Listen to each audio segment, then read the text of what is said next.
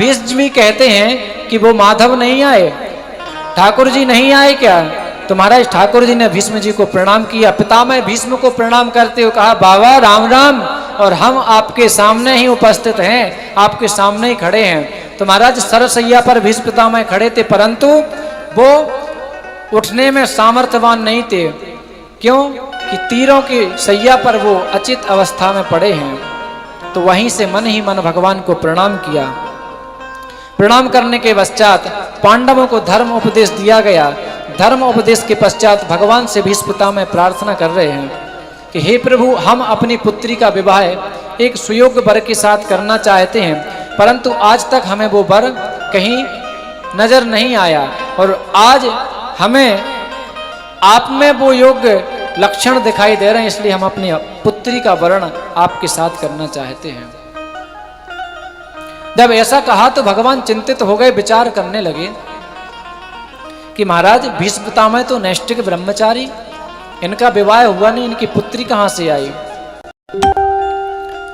तो भीष्म पितामह कहते हैं कि इति मतिरुपकल्पिता वितृष्णा भगवती सात्वत पुंगवे विभूम्ने स्वस्वखमुपगते क्वचित् विहर्तुं प्रकृतिमुपेय सुयद्भव प्रवाह। हे ठाकुर जी, जो हमारी मति रूपी बुद्धि है वही हमारी पुत्री है, और हमारी मति रूपी बुद्धि को आज तक सुयोग्य वर नहीं मिला है, और आज आप मिले हैं तो हम अपनी मति रूपी पुत्री का आपके साथ वर्ण करना चाहते हैं।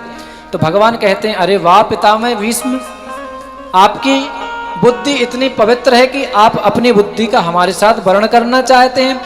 आपकी पुत्री की योग्यता क्या है? तो पितामह कहते हैं कि हमारी बुद्धि तीनों तृष्णाओं से रहित है, लोकेशना पुत्रेशना वित्रेशना, तीनों तृष्णाओं से रहित है, किसी भी तृष्णा में ये बंधी हुई नहीं है, इनसे वंचित है।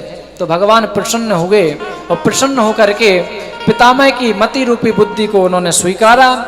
और अब भीष्म पितामह कहते हैं कि प्रभु, देहांत काले तुम सामने हो, बंसी बजाते मन को लुभाते, यही गीत गाकर मैं तन नाथ त्यागो, हे नाथ नारायण वासुदेवा। अब भीष्म पितामह कहते हैं कि प्रभु, जब तक हम अपने प्राण ना त्याग दें तब तक आप हमारे सन्मुख खड़े रहें।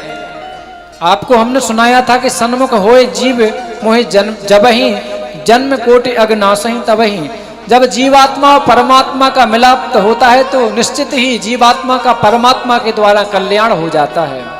तो उसी प्रकार से पितामह भीष्म कह रहे हैं कि प्रभु, जब तक हम अपने देह को ना त्याग दें तब तक आप हमारे सन्मुख खड़े रहें। तो भगवान चिंतित हो गए और भगवान विचार करने लगे, भगवान सोचने लगे। तो पितामह भीष्म कहते हैं, सा देव देवो भगवान प्रतीक्षिताम कलेवरम यावदिदं हिनोम्यहं प्रसन्नः सारुणलोचनो सन्मुखाम्बुजो ध्यान पतश्चतुर्भुजा। हे प्रभु, आपसे हमने ये नहीं कहा कि आप इस प्रकार से विचारणीय मुद्रा में, सोच वाली मुद्रा में, चिंतित मुद्रा में खड़े हों।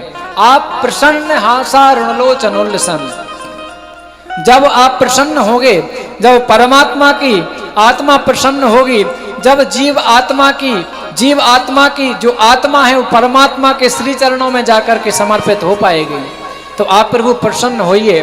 और जब इतना उन्होंने कहा तो भगवान प्रसन्न हुए, और उत्तरायण का समय आया।